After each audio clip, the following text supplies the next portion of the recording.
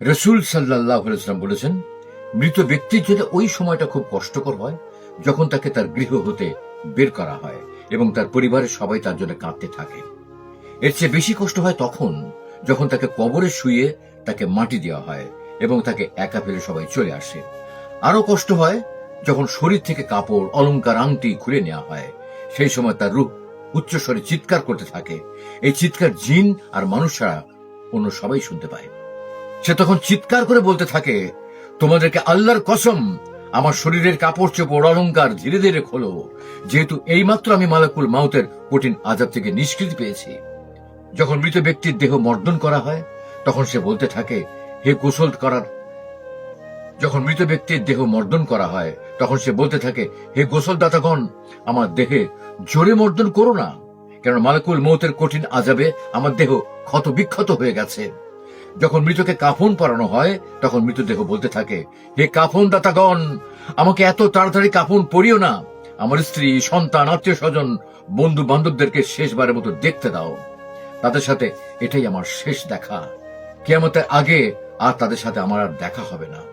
যখন মৃত ব্যক্তিকে তার বাড়ি থেকে কবরস্থানে নিয়ে যাওয়া হয় তখন সে বলতে থাকে, হে আমার আত্মীয় স্বজন, তোমাদেরকে আল্লাহর কসম, এত তাড়াতাড়ি আমাকে কবরস্থানে নিয়ে যেও না।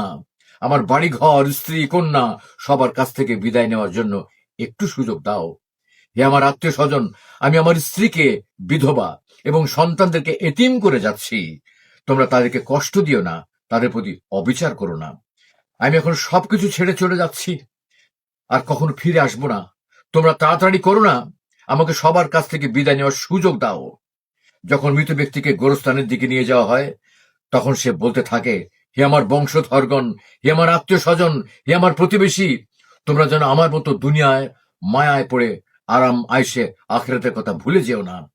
তোমরা লক্ষ্য করে দেখো, আমি আল্লাহর নাফরমানি করে হালাল হারামের প্রতি লক্ষ্য না করে যে ধন দৌলত কামাই করেছিলাম তার কিছুই আমার সাথে যাচ্ছে না। সব ওয়ারিশগণ বন্টন করে দিচ্ছে। আমার সাথে যাচ্ছে কি? আমার সাথে যাচ্ছে শুধু আমার পাপ রাশি। যাদের জন্য আমি পাপ করেছিলাম তারা বিন্দু মাত্র পাপের ভাগ নিচ্ছে না। যখন জানাজার নামাজ শেষে কিছু লোক চলে যেতে থাকে তখন মৃত ব্যক্তি বলতে থাকে, হে বন্ধুগণ, তোমাদের সাথে আমার কত ভালোবাসা ছিল, এখন কেমন করে আমাকে ছেড়ে চলে যাচ্ছ? দাফনের কাজ শেষ করে আমার জন্য একটু দোয়া করে যাও।